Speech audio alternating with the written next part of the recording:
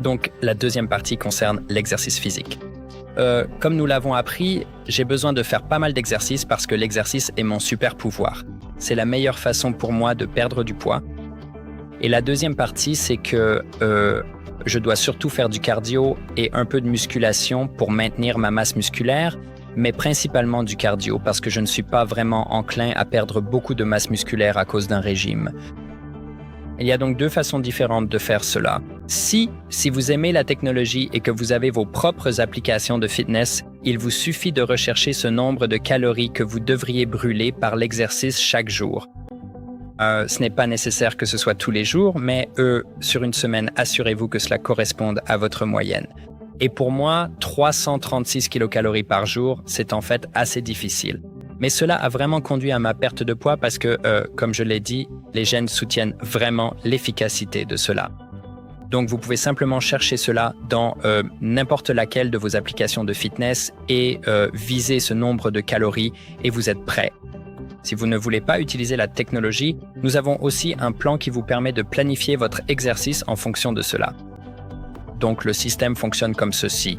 Vous créez votre plan pour lundi, mardi, mercredi, jeudi, vendredi, samedi et dimanche et vous devez choisir 7 unités d'exercice pour remplir cette liste. Ici, vous pouvez en fait voir une liste de nombreux exercices différents, des sports, mais aussi des tâches ménagères comme le jardinage, tondre la pelouse, etc. Donc tout cela compte, tout cela brûle des calories. Et cette liste vous donne en fait deux options.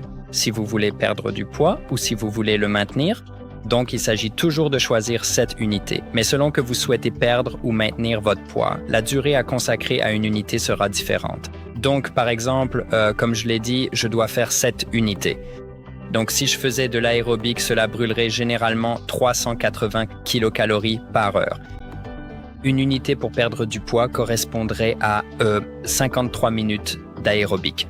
Et si je veux maintenir mon poids ou je dois faire beaucoup moins d'exercices, ce ne serait que 18 minutes.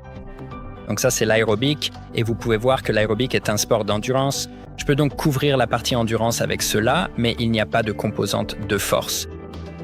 Je pourrais donc continuer. L'escalade en montagne, elle, comporte aussi une composante de force. Elle brûle 436 kilocalories par heure, donc c'est plus que l'aérobic, donc je n'ai besoin de faire que 46 minutes pour perdre du poids ou 15 minutes pour maintenir mon poids. Maintenant, je choisis 7 unités dans ce tableau et je les planifie pour mon lundi, mardi et jusqu'au dimanche, et je suis ce plan. Et cela va se rapprocher du nombre de calories que je devrais brûler. Et vous pouvez aussi voir que certains exercices nécessitent beaucoup moins de temps. Donc, c'est presque 1 heure de vélo lentement, du vélo lent, et c'est 1 demi-heure pour les arts martiaux, l'escalade, et ainsi de suite. Et en fait, je suis un grimpeur passionné, donc c'est celui que je choisirais. Donc, 1 demi-heure d'escalade correspondrait à 1 unité. Donc, vous choisissez celle que vous voulez.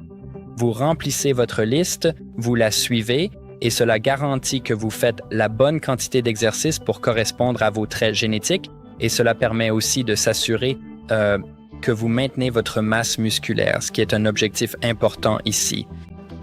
Cela conclut donc la partie sur la gestion du poids.